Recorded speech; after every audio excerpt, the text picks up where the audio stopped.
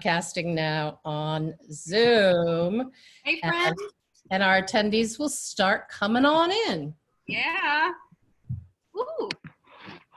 Okay, here we go. Okay. Liana, I see Audrey, Beth. Oh my God.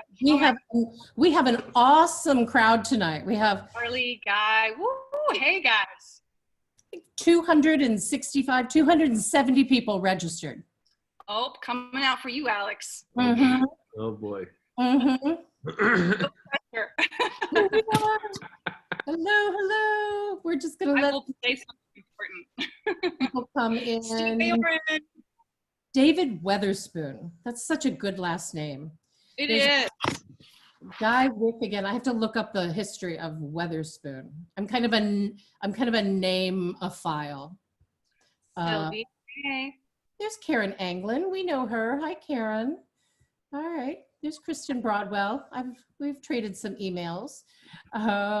Awesome. We have an amazing, lovely, wonderful group. Yes. Right. I'm so excited. Novak. There's Ruth Kaufman. Hello, Ruth. Hi. Oh, and then sometimes people, I forget to look and they say, hello. Oh, Jill. Hope you're surviving. Yes, we did not blow away. An hour and a half ago, I was in my basement. So I grew up in Kansas until I was about 7 years old. And so I've been through a few big tornado things. And I was always told that the southeast corner of the basement was the safest place to be. And I was saying that to a neighbor today. And they said, really? And I said, I think so. And I looked it up. And I just read an article, or I just read something that said that's a myth. It's a myth. Well, you're still here. Thank the Lord. My whole life, I believe that. So here we are. So nobody blew away. We're all here. Welcome. I'm so thrilled to see so many of you. Hi, I'm Rachel Patterson. I am the director of Acting Studio Chicago. I am so pleased that you are all with us, and that Adria Dawn has returned after a break of a few weeks. We had the wonderful Esteban Andres Cruz with us, and they had some wonderful, informative, inspiring interviews. And now we are back for the 15th episode of the ASC webinar series with Adria Dawn, and her awesome guest today that you're all interested in hearing from is Alex Pissios, who is the owner, CEO, and president of Cinespace Chicago Film Studios, the largest film studios outside of Los Angeles. And thank you so much for your time. And, you know, I've been doing some more reading about Cinespace. We all know what it is, but, you know, it's just, congratulations. It's amazing how much Cinespace has been responsible for bringing production, jobs to Chicago, has helped to revitalize the Lawndale neighborhood, and has brought over $3 billion worth of money into the Chicago economy, film related. So amazing, great job.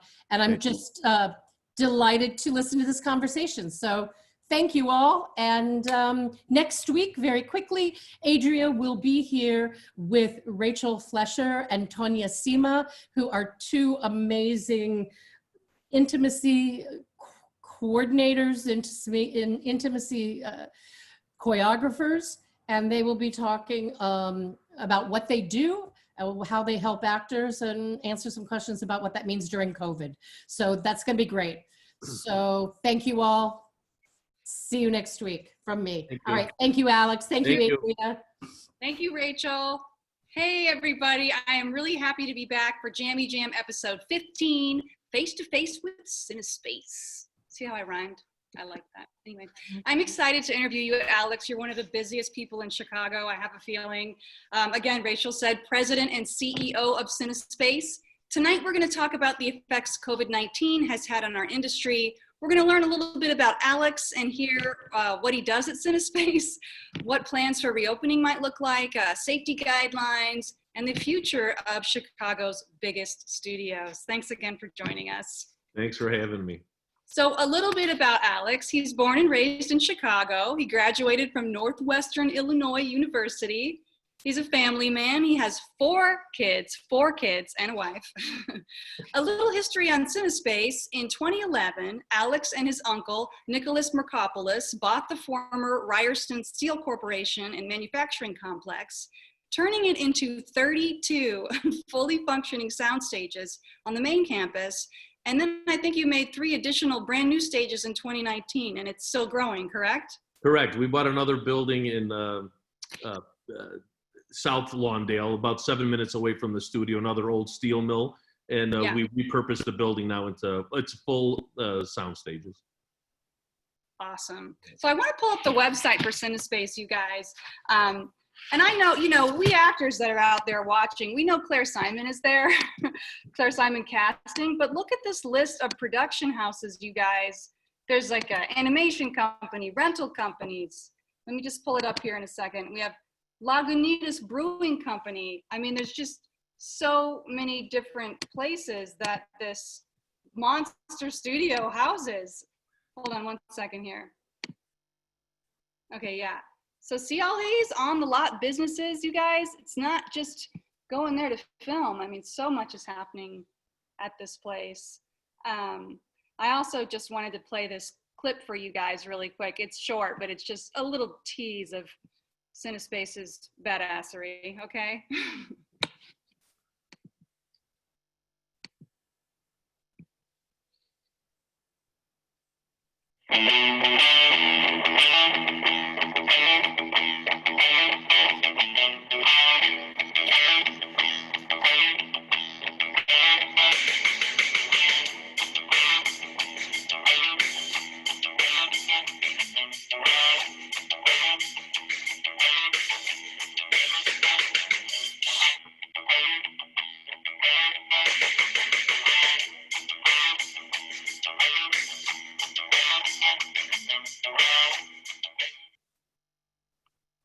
Pretty cool, guys. So as CEO and founder, Alex oversees everything, and you can go back. Some highlights I want to mention. In 2013, Cinespace partnered with DePaul University, creating stages and a professional curriculum for its students, which I think is really awesome. There's the CineCares Foundation, including the Mercopoulos Apprenticeship Program. There's the newly joined Stage 18 and IFP for Independent Film Alliance. I mean, I really could just go on and on about all of its achievements, but I did just want to put it in perspective. Rachel mentioned that Cinespace has brought in, it's over $4 billion at this point, right? Correct. Yeah, in film-related spending, it's like provided 15,000 plus film jobs, over, I'm sure this number's bigger even now, 50 TV film productions, $30,000 a year for the annual Cinespace Scholarship Program. I mean, holy moly, Alex. Yeah. I'm gonna use one of my favorite expressions on you. Are you ready? Yep. You're really making the magic happen. Thanks.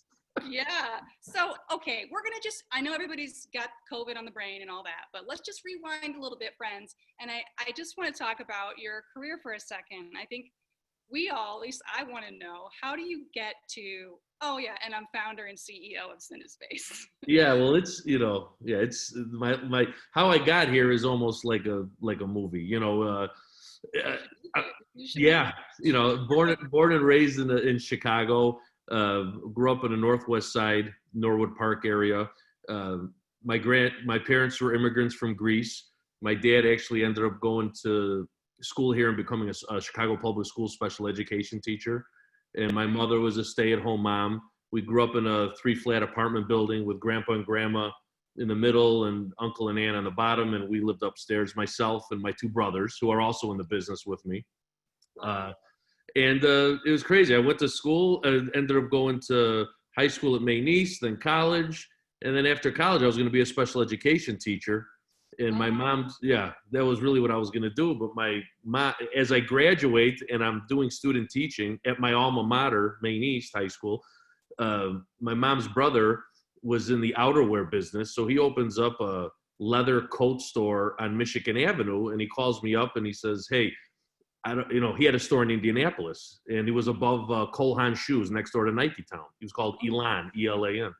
he says, I'm going to open up a store and I need someone to run it. I need someone I can trust. And I said, well, I don't know nothing about outerwear. You know, I'm going to go be a special education teacher. And he's like, well, how much are they going to pay you? And I said, $22,500. And he says, I'm going to give you 80,000. And then I ended up getting into the retail business. You're like, I'm not sure. Yeah. My dad still is not happy about that move, but I did Even that for even now. No, he gave his life to, special education teaching for CPS. Yeah, his whole life. Yeah. And then I did that for about 8-9 years. Then I got into the real estate business, which was great. I ended up building a decent sized development company, and from one house to second house and rehabbing and then starting new developments. And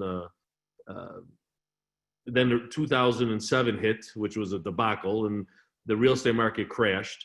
And I was in a very bad position, bankruptcy, eviction from the house. It was a real tough time for myself and my family. But at my Uncle Nick, I saw him at a wedding, which I didn't even plan on going.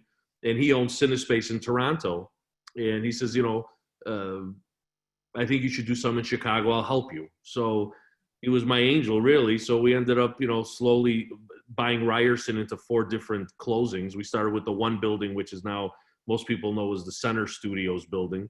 And then after that, we had 3 more different transactions. And, here we are now. It's a crazy story. It was really just an uncle who wanted to help his nephew. And he did. He changed my life. And, for me, it was such a blessing. And I try to use that same way he taught me, just to give blessings back and keep helping people the way we do. And, that's what we're most proud of there. With Cinecares is definitely I'm most proud of that. And, the giving Tell us back. what that is. Tell everyone. Yeah, so Cinecares is a foundation that we started probably about 5-6 years ago, but really took off since we brought Sheila Brown about 3 years ago. She's a director now, and Cinecares does a lot of things, but our main focus is jobs in the North Lawndale community. I mean, it was really a problem when you saw this great thing happening in North Lawndale, which is a neighborhood that, as you know, since the Martin Luther King's fires, it's been a very area that needs a lot of help. And I asked her, what can we do to really help in the neighborhood? Here's these thousands of jobs being created, but the staff, the jobs are not emulating the neighborhood. So she came up with this great program where we partner with NBC, Fox, Disney, Fox. Now we've partnered with Amazon, where we take anywhere from 10 to 15 young adults. You have to be a high school graduate at least, from these underserved communities, and they actually work and get paid in an internship. And then after they go through the process, if they still like it and they want to get in the union, then Cinespace will underwrite the union fees and get them into the union. And it's been one of the greatest things we started. And we started a while ago. So now, with the way the world has changed, we're getting phone calls from all the studios. They're calling Sheila saying, hey, can you tell us how you did this, how it works? And it's been great. Yeah. That's amazing. That's really great that you do that. So let's talk about what's been happening. What do you want to talk about? There's so much. There's just so much. Before we went live, you guys, we were asking Alex about, is it just nonstop? Because I know Rachel Patterson has gone through so much getting the acting studio online, and it's doing well, and what an achievement. But then we were like, but if it was Cinespace, that would just be so crazy. Can you talk about what it was like the day you found out COVID hit, and what it's been like for you? It was like it was like a movie. I mean, when it first hit and everyone left, I mean, here you are used to the last 10 years. We just slowly kept building the business up from 1 stage, 2 stage, 3 stage, and the shows kept coming, and more people working. And then literally, as soon as the show said, oh, time to go, I mean, 10 days later, the place is a ghost town. So you're walking on the campus, and there is nobody there except me and my 2 brothers and a few other people. And it's like, holy crap, is this really happening? So it definitely was a shock, and it was because the momentum was just so strong. And crazy. I mean, crazy. And it just kept looking more brighter. And it's just like, hey, let's keep going. And Yeah. So it was a gut punch that, which I'm used to anyway. I've gone through enough gut punches. So, but I was like, wow, this is crazy, So I think we all want to know, with everybody losing, jobs are being lost and theaters are closing and everything is a little strange right now. Is Cinespace going to be okay?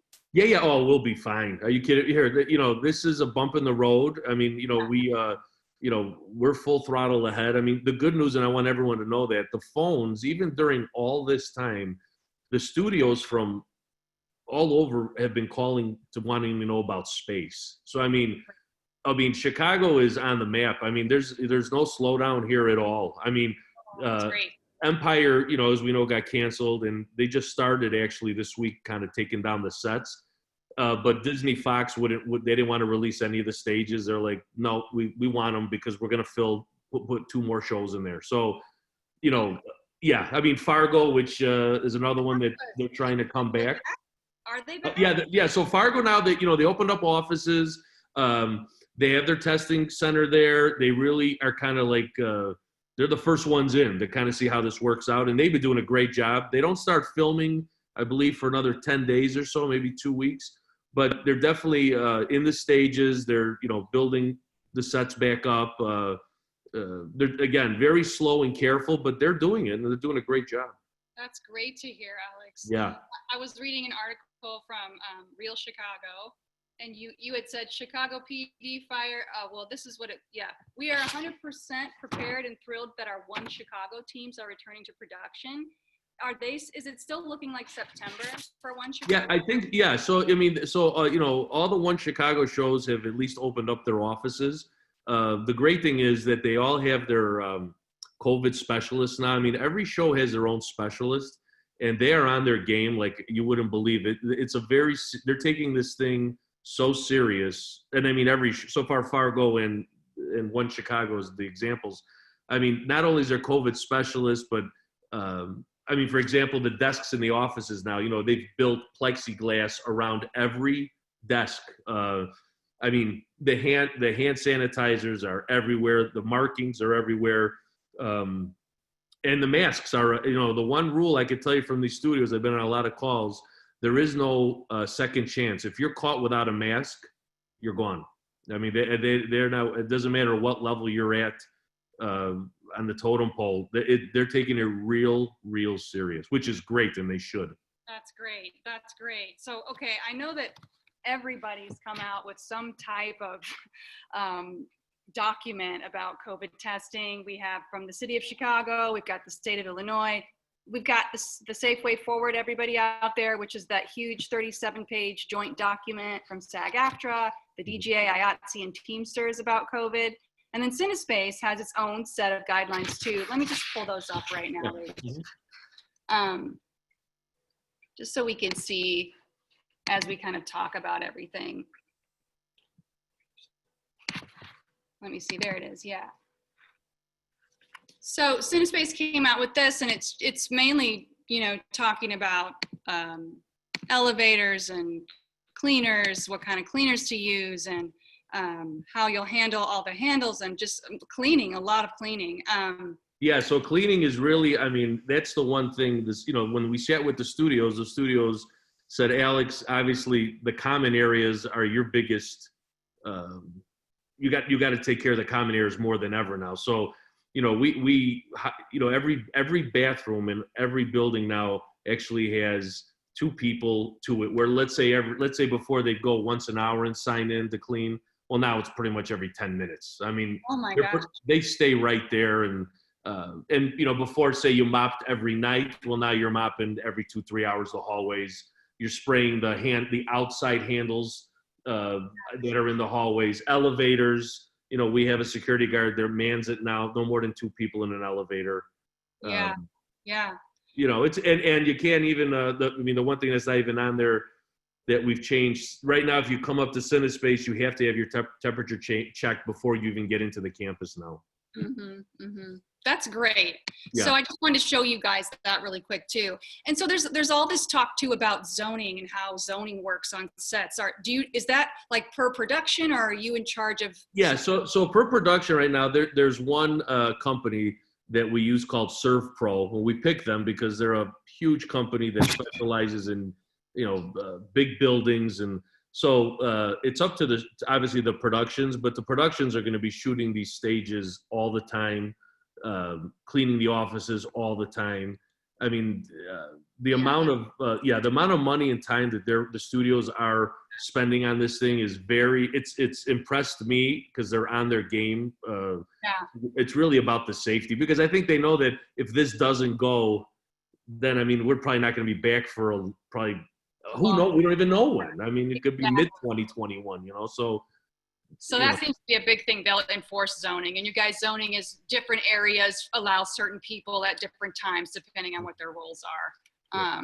Okay, good. So you mentioned COVID testing. Let's talk a little more about that. I know you guys have been testing, but what does that look like when everything's back up and running with everyone? Well, I mean, right now, for example, I mean, we had a day that it turned out, we had Fargo was testing, Disney Fox was testing, NBC was testing, and it's pretty much testing centers outside with underneath a kind of a tent, and they get told what time to show up, and they take their test and then get their results. I mean, this is kind of like Fargo, like I said, is more deeper into it. NBC, Disney Fox and NBC just started this just recently last week to see how to implement it. So testing on the premise. Yes. And so then I know everyone's also talking too about the results and when you get them. Is it immediate? Is it a couple of days? I think this one is a day or two is what it's taking them, a day or two. And I think and that's why I think they're looking to even get into, I think there is ones you hear about that are every day, but I mean, I don't know quality wise what you get out of that. I think the studios are really looking to get the best quality test for the right answer. Yeah, I was listening to a talk that SAG-AFTRA did last week, Safe Way Forward and all of that, getting back to work, and they were like, a test can be anywhere from like $18 to $25 for actors in production, and I'm like, at a pop, that's a ton of money, like big money. So the companies are footing those bills. Yes, I mean I can't stress that enough to all our listeners. Like, they're not messing around. They're investing a lot. It's millions of dollars to really make it safe. It is. It's to make it safe for all of us to go back to work. So like I said, I can't stress enough how impressed I am with how much they're doing. Okay, cool. I have a question from Isaiah Harrison. I heard you're making another studio in Cicero. Is that true? When is that? No, the one we have now is the one at 31st and Kedzie. That's the next new one that we just finished up. That actually has a small it's a big show. It's called 61st Street. It's produced by Michael B. Jordan. They just have a few people in the offices now. That's not going to probably start filming till 2021. But it's another example of they didn't want to give up the stages. So they wanted to, have something going on there, a little bit of building, a little bit of office, because again, there's just such a demand for stage space now. Yeah, great. I mean, I think that's great to hear, right? Hey, you guys, if you have any questions, hit me up in the Q&A section. I'll try to get to them, okay? I have a question from Steve Scholes, who is a personal friend of mine and head of the Chicago Acting and Film Meetup. He says, what changes should actors specifically prepare for when they get hired to work on TV shows or movies filming at Cinespace? Well, I think that the first thing is going to be, I think, probably getting there earlier than before. I mean, because there is going to be a little bit more of a process now. Yeah. Definitely. I mean, I know myself, I got my mini hand sanitizer in my pocket constantly. I got my mask on me constantly. I think things are just, what's going to happen? Things are just going to go a little bit more slower now, where, and it has to, there's no other way. Before, if it took them 5 days to shoot an episode, I bet it might take them 8 or 9 now, Yeah, I think that's what I could tell everyone now. Just, it's going to be more patient. Everything's just going to be longer. But, I think at the end game, we're all looking to just get back to work. Well, that's right, my Yeah. friend. Yes. And I think too, you'll have that health safety supervisor, actors that you can always talk to if you don't feel like something's quite right or have a question. And I'm hearing like hair and makeup are in full PPE. They're not messing around. That's right. Foods in individual containers, no buffets. That's right. And then the production provides PPE for the actors as well. Is that Yes. correct? Yeah. Yes. Okay. So Yeah, I think the buffet is not going to happen ever again. I don't see that. No. And it's so funny in Toronto, where the families had the stages there for 32 years now. There never was buffets. It was in Toronto. It's always been prepared meals. wow. So which I always thought was kind of crazy, but now I guess it's easier to do. I bet. Yeah, maybe they're just smarter than us. I don't know. Yeah, I doubt it. Okay, so I want to pull up SAG-AFTRA really quick, you guys out there listening, just so that you know what's out there. And we know SAG-AFTRA has a website and blah, blah, blah, but it's got a great website, you guys. Like about any question you might have about getting back to work. You guys see, I just went to the website here, sagaftra.org/back to work, the safe way forward basics they're talking about here, just to show you. And then what I think is really great is that pre-production FAQs, they just have production FAQs. You guys, they have everything. What is the zone system being recommended? They talk about testing. They talk about PPE. They talk about it all here. So I really suggest, this is such a gold mine of information. And after watching that talk last Wednesday, it was just really informative. So this is here for you guys. I just wanted to point that out. And for you non-union actors out there, I think it's just good to look at as a baseline for maybe some major bullet points to write down and talk about with your agent before you work on a set. Okay, cool. So yeah. Let's talk. I was reading an article in New York Magazine that came out last month by Mark Harris, and it was saying that there would be more bottle episodes. And I wondered if you had heard anything about that. And bottle episodes, you guys, are, episodes that focus on, a couple of the main characters. It's just about them. There's not very many guest stars, if any, to sort of keep things at bay a little bit. I wondered if you'd heard about bottle episodes as storylines. I didn't hear that, but I definitely, there's definitely going to be less location shooting. Mm-hmm. There's definitely, at least in the one Chicago, I know that they're using a few more stages now to build some more sets. So I think coming right out of the gate, one thing I do know for sure is you'll see less location filming, because obviously to go rent a restaurant, and then you got to get it ready, and then who knows what was there. They're really looking to be able to control the environment of where they're filming. So it makes sense, actually. I didn't hear it, but it does make sense. Yeah, I was just reading. I'm like, this does actually make sense. I mean, normally they do a bottle episode when they ran out of money, or they just had a big, huge episode, and now they're trying to save or something. But it makes sense to do it now. So I have a lot of questions from background extras talent. With the minimal environments, are there going to be less extras, do you think, or no? I don't know. It's a good question.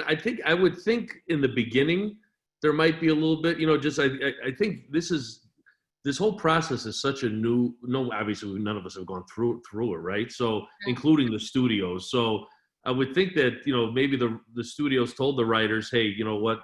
In the very beginning, especially in the first 4 or 5 episodes, let's see how this works, and not have as many people, because obviously the more people, the more chance that something can happen.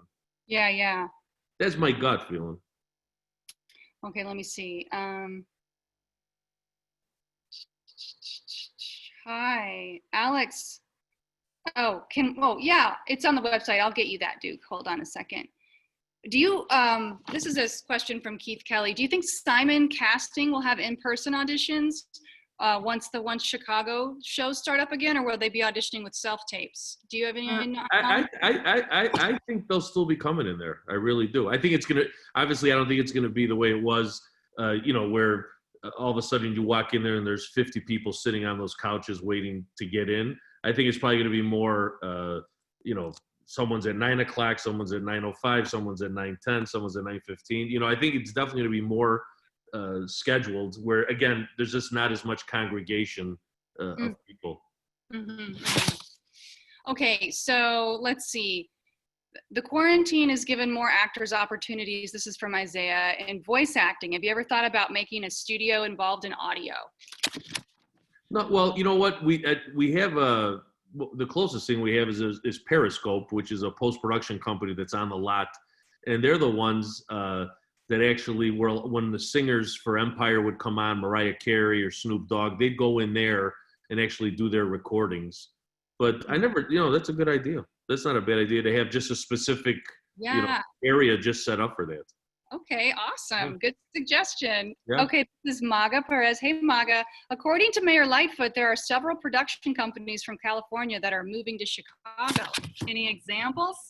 Well, I don't know about that, but I mean, I do know that, you know, we're getting lots of calls for more space, that, I mean, to give you guys an idea, you know, let's 34 stages we have. I'd say at least half of them already have second or third holds on them. So we're getting a lot of work even from, you know, with Chicago, we're getting a lot of work that, you know, that was supposed to go to New York that is going to be coming here too now because, you know, we're just better. I mean, you know, they're supposed to come here. We're better. I mean, simple as that. Hey, you guys hear that? We're just better. So just tell everyone that. That's awesome. So I'm getting questions too about, like, are there going to be less co-stars, less background, less guest stars? Do you have any way of knowing that? Uh-oh. Frozen. Oh, I'm back. You were frozen. I'm frozen. So I was just asking, if you think, I'm getting questions about, are there going to be less co-star roles, less guest star roles? Do you have any knowledge of that? I don't know. I mean, I didn't get any feedback on that stuff yet. I mean, I think we'll definitely hear more about that as they slowly start to open up again. Another kind of strange question. You know, we did all see that funny skit on SNL about the intimacy with, like, the fake mannequin arms and all that. What about the intimate scenes? Like, do you know how those will work? I remember watching a recording of you with another person, I think from Real Chicago, talking about it. Has anything changed, or what can you tell us? The last I heard was they were really gonna try to do something with film. You know what I mean? There was gonna be this very, I don't know what, clear film that. What's that? How does that work? I mean, you know, it's movie magic, so I mean, maybe they'll do some editing or something to make it look right. But I'm just as curious too to see how they're going to handle a lot of this stuff. Like when they're kissing, it's going to be over their face. Like, is that? Yeah. Okay. Hey, you guys, maybe you'll get one of those roles. I hope you do. You can talk about it with us. So mannequins, I heard too. You don't know? I didn't hear about mannequins. No, that's a new one. That's weird. That's a new one. It's really weird. Maybe we'll get mannequin backup talent roles, okay? We'll just be able to stand here. Okay, so I have a question here from David Tarleton. I think he's just some dude at Columbia, or maybe he's actually my partner as well, sitting here next to me. He asks, what has Cinespace done things about, like, updating HVAC systems as a result of COVID? Yeah, so yeah, we've done some stuff with our HVACs. We've done, again, cleaning has been the biggest thing that we've been trying to stay on top of. And, you know, the temperature check thing we just started 10 days ago, that we sat with the studios and they said, you know what, you have a closed campus here, which is rare. It doesn't have, there's very few studios in the world that have a fenced-in campus. So what better way to control than to check their temperature as soon as they come in, you know. So that's been great too. Yeah, but I mean, on our way, and it's really been cleaning. I mean, we cleaned all the HVAC systems too, you know, suck them to get whatever debris or whatever we could do to help with that. Okay, last thing. This is a pretty nerdy question.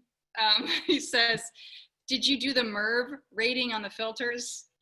The MERV? Yeah. The MERV rating. Yeah. Do you know that? No, like my brothers do the everyday stuff. David, you're gonna have to talk to the brothers about that. Yeah, I don't do the day-to-day stuff like that. The germicidal irradiation technology. You're gonna have to talk to the brothers. No, you got to talk to my brother Dino about that. He'll talk to you about that for hours if you want. Okay. He loves that stuff. Okay, great.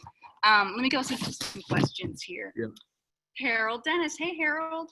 I was Harold, how you fortunate doing, to Harold? film. Yeah, he's awesome. I was fortunate to film in a short indie on a stage there a couple years ago. How accessible are the stages these days and in the upcoming future to shoot there? Well, I guess there's a Yeah. wait list.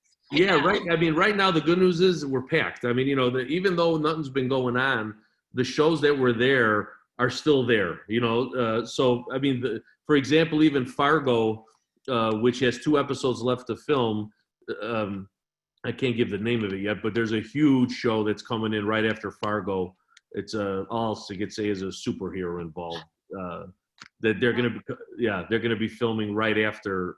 They're set to film right after Fargo. So, but the good news is we constantly are still looking to expand. I mean, we are looking at 2 more locations right now to actually purchase to build more stages.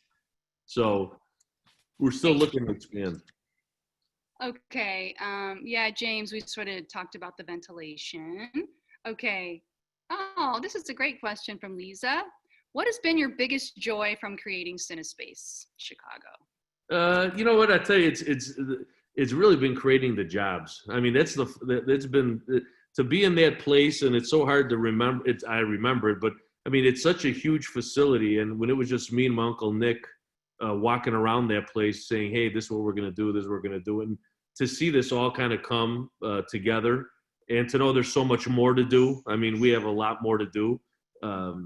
But that's my bet, is just seeing people around there and the jobs and trying to have that good synergy in there. I love having good energy. I believe in karma and doing the right thing, and I think it's happening. Yeah. Okay, great. Oksana asked about the difference between Zone A and Zone B. I have a little, I can talk about that if you want. Yeah, go ahead. Yeah. Okay. So the safe way forward says, Oksana, Zone A is any perimeter within which activity occurs without physical distancing or the use of PPE. Okay, so Zone A doesn't have distancing or use of PPE. In most cases, this will mean performers working on set with no protection alongside the crew. Zone A is a bubble encasing closely vetted, vulnerable people. It can be as small or as large as necessary, can function only for a few hours if need be. It can include controlled points, only for controlled points of access between different zones. It can also exist within Zone B and will often if your set is on stage with a production office. Okay, does that make sense? Zone A, any perimeter within which activity occurs without physical distancing or the use of PPE. So I imagine it's when you're on set and you're filming. Right. Yeah. Right. Zone B is everywhere the production has a footprint that is not Zone A. Use of PPE and stringent physical distancing practices are observed and enforced within Zone B. That's the major difference between those two.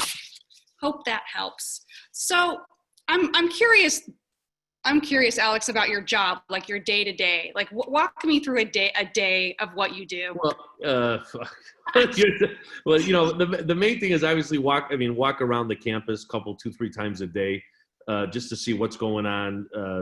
And we always have people, our own crew, our workers are constantly doing construction, cleaning up, painting doors. I mean, the one thing I have to say during this COVID, we've been able to do so much work that we haven't been able to catch up on. Next time you guys go to the south stage area now, which was all drywall, and now it's all painted. The center stage building, which is where the 2 elevators are, we redid the whole. It was kind of dated, so I redid the whole lobby. We poured new sidewalks up and down Cinespace everywhere. That's really been a big part of my day, and dealing with the studios. I mean, my brothers really are the day-to-day with construction and maintenance. I talk a lot to the studios with the COVID. I meet with the specialists and, so we can work hand in hand and together on whatever we need to do to make it safe. It's full days. And then, there's expansion and there's, with Cinecares, it keeps you busy. And then I'm on the board of with Angie on Stage 18, which we started the incubator back 5-6 years ago, and she's doing a great job. And then there's DePaul, which another thing I'm so proud of. I mean, DePaul, when we started, they weren't even a ranked top 100 film school in the country, and now they're a top 20 in the country. And wow. President Gabriel Esteban, last time we had dinner, which was before COVID, I mean, he was saying the film school in DePaul is the fastest growing school than anything else on that campus, which is great to hear. And the best part, he said, I thought it was funny. He says, I'm mad at you. My kids aren't graduating because they're getting jobs before they graduate. So a lot of these students, they're getting camera jobs or, post-production jobs before they graduate, So it's great to see it happen. It seems like a lot of juggling on your part, like a lot of different. Yeah. Okay, I have a question from Alyssa Fraden. Hey, hi Adria and Alex. Thanks for the discussion. You're welcome. Thanks for watching. How are all the various local unions? Okay, how are all the various local unions and companies working together with Cinespace to all be on the same page? Yeah, we get on the phones. If it's not weekly, usually it's weekly.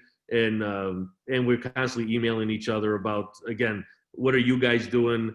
For example, when it comes to the trailers, with the Teamsters, it's about, hey, how do we spray down the trailers every day to keep it safe? With IATSE, the same thing, with all their guys coming in now to start building sets. How do we social distance? Where's all the cleaning stuff for the hands? I mean, it's constantly just trying to keep working together to make it safe. Yeah, well, that's good to hear. So, you know why? Because we all know we're all on the same page.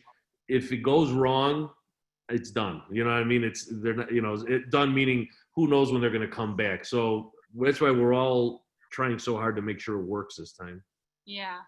She that's great. She's also asking, like, as far as our what we receive going into Cinespace, are we going to be given a list of rules to follow, or? Yeah, definitely. So every production will say, hey, you know what, you need to show up at gate B at this time, and with instructions of where to go after, and we actually what we did, another thing we took advantage of by gate 1.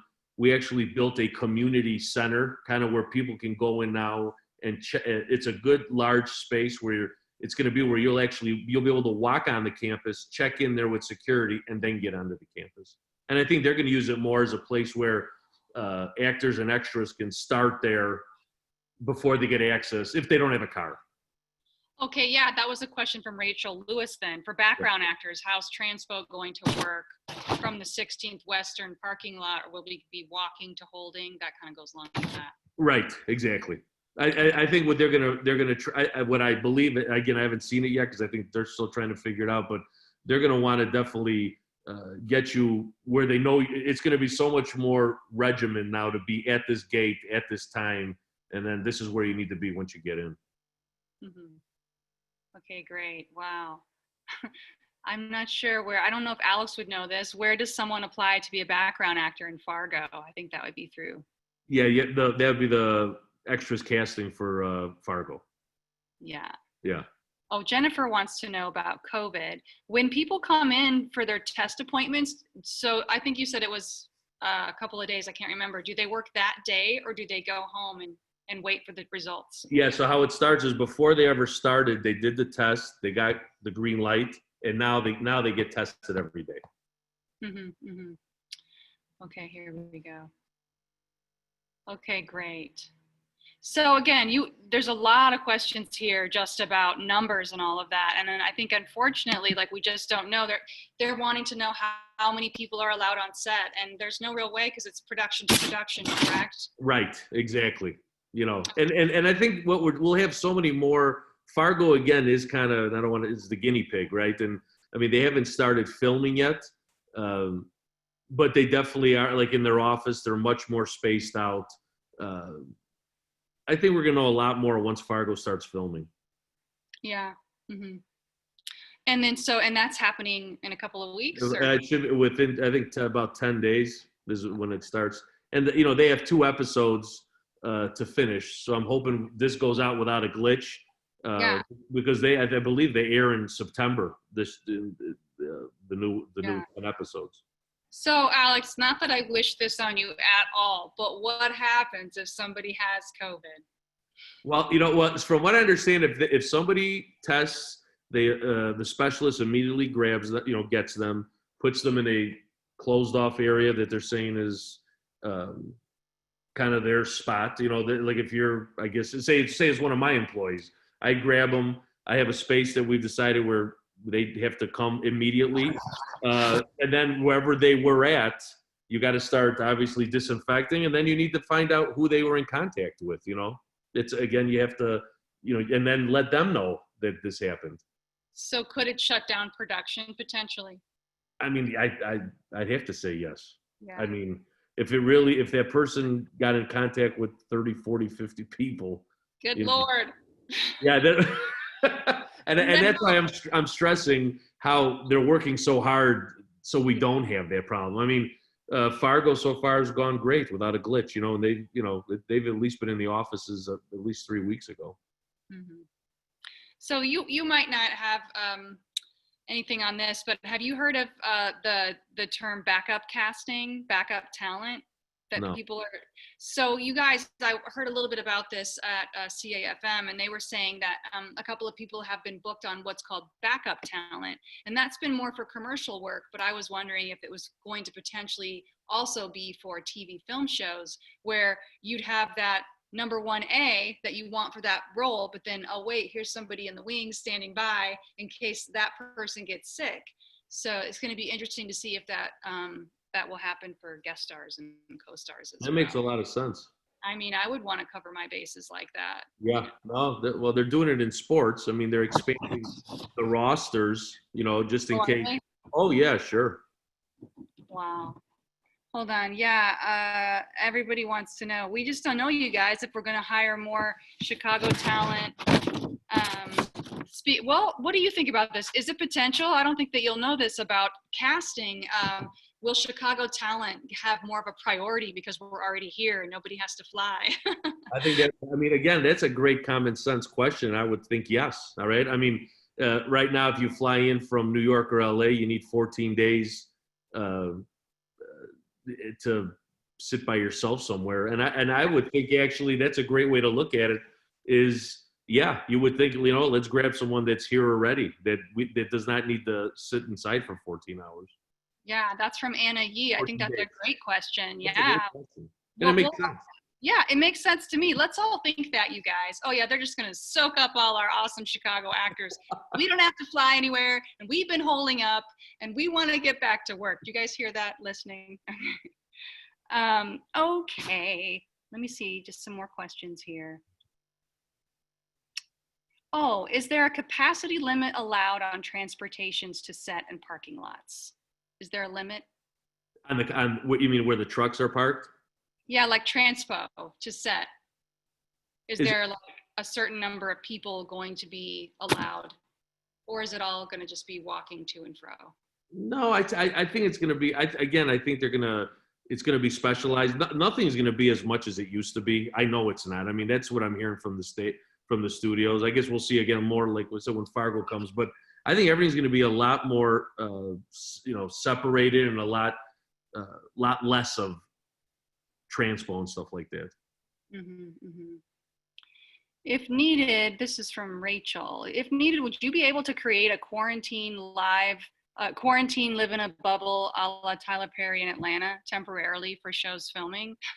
I wish I could. I would have done, he's got. I know somebody that works there, and I mean, he actually built apartments on the lot. So I mean, yeah. I believe me. I wish I had enough apartments to be able to do that because I would. Alex, I'm going to say that I know a few people watching that would maybe want to move in with you. Do you know what I mean? Like, I think you would get that rented and it would be great. That might be, that's another great business plan. I'm getting good business plans. See, you know what? We're really resourceful. We can do anything. We could like do a little side shuffle on the patio while you walk through. We can make it happen. Okay, you guys, we just have a few minutes left. Let's see. I'm going to play some random questions with you. Are you ready? I'm ready. Okay, cool. So, what are you streaming or binge watching lately? Actually, Fargo. I'm catching up on my Fargo season 1 and 2. I'm on 2 right now. Okay. Do you feel like you have to watch all the shows? It's so weird. I do though. I enjoy. Like I'm watching The Chi right now. I did finish Perry Mason yesterday, which I thought was great. I'm really looking forward to the HBO one that filmed by us. Oh my God, why am I blanking? It starts next Sunday. I'm sure somebody knows that I'm going. Is it Lovecraft? Lovecraft. Yeah. Yeah, Lovecraft starts next Sunday. That's exciting. Yeah. So I'm also getting the question, is there more TV shows booked or films booked? TV. Definitely TV. And, you know, and that's what you want. I mean, I think just in general, TV brings a lot more work for a longer amount of time. I mean, you know, we love, you know, with features, they come in for 3-4 months and then they're gone. When you get some of these TV shows and you get lucky enough where they get picked up even, you know, it's nice to have that regular client just there. Yeah. Book it for the future. Keep booking it. Yes, that's right. Okay, this is really important. What's your favorite pizza? Lou Malnati's. Okay. I'm a Lou Malnati's guy. What was your last dream about, Alex? My last dream? That's a good question. You don't remember because you're so like, oh my God, I got to clean that floor. I got to Oh, you know what? I got to be honest with you. I've always had a hard time sleeping. And then recently I've been taking these gummies at night. My God, I sleep like 8-9 hours a night now. It's crazy. I'm getting like actual good sleep now. Okay, Alex, so everyone's going to want to know what that gummy is. You know what? I don't know what the heck the name of it is. I'll let you know. I went to the THC store by the studio and because somebody told me, they're like, you got to get those gummies when you go to sleep.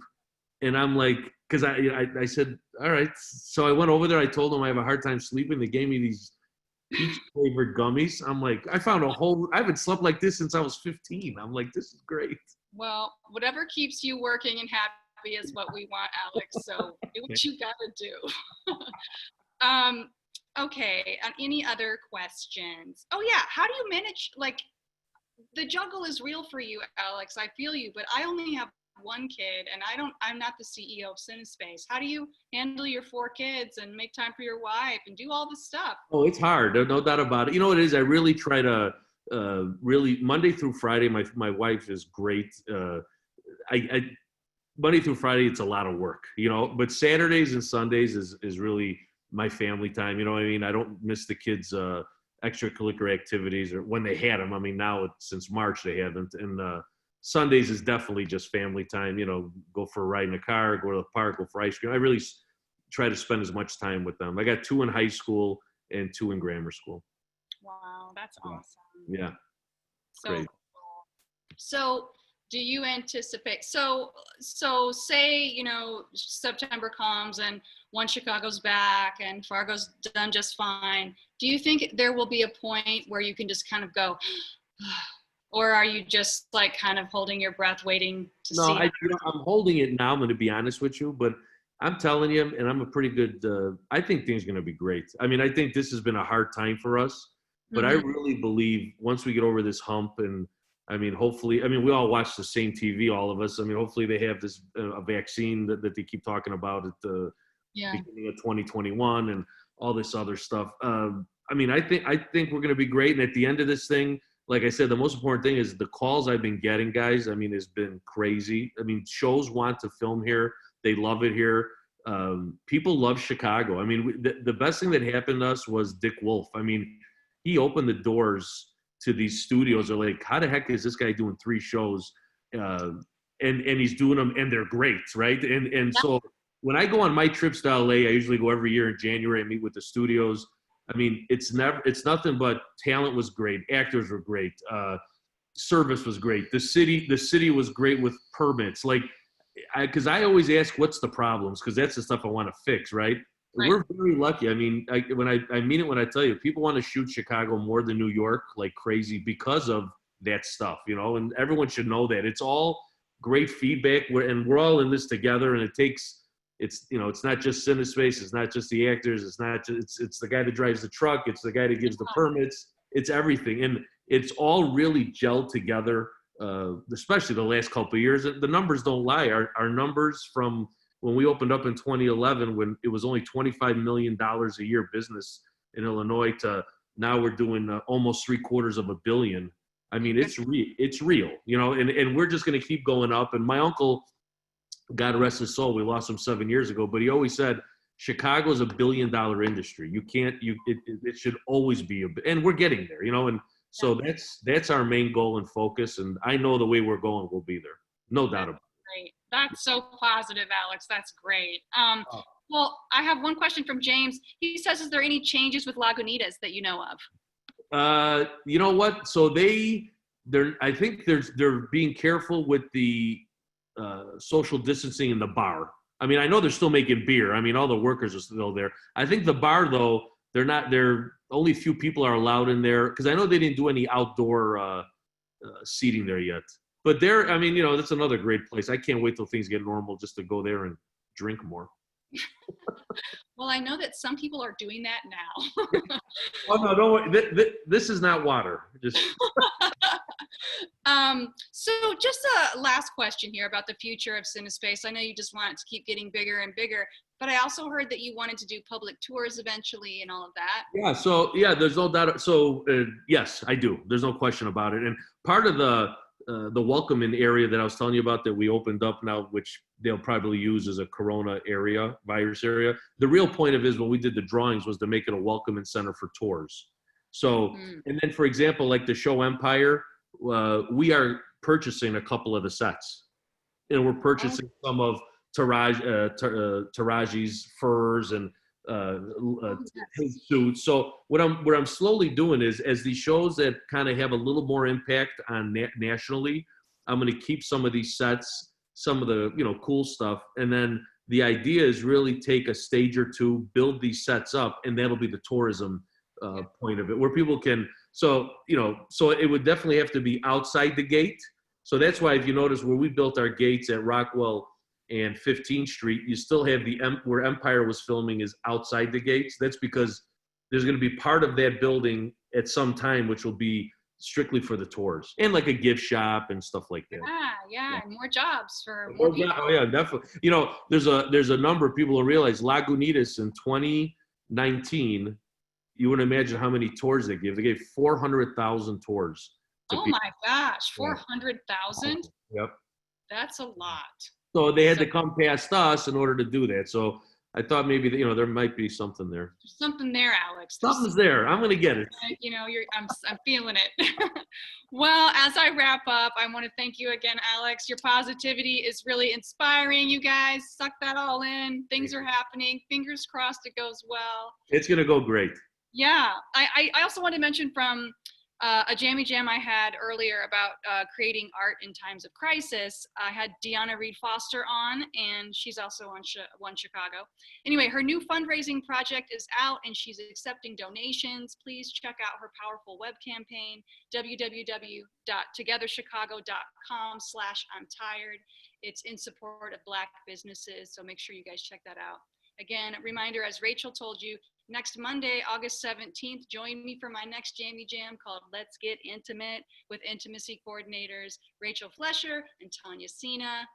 And you guys, I also want to give a shout out to Rachel Patterson, our studio director, who also makes the magic happen. I'm using that on you, Rachel, for so many of us. And thank you, Alex. Thank you. Thank you, guys. Have a great time with Cinespace. And everybody out there, keep your beautiful heads up. We're going to get back to work, okay? See you guys soon. See you soon. Bye-bye.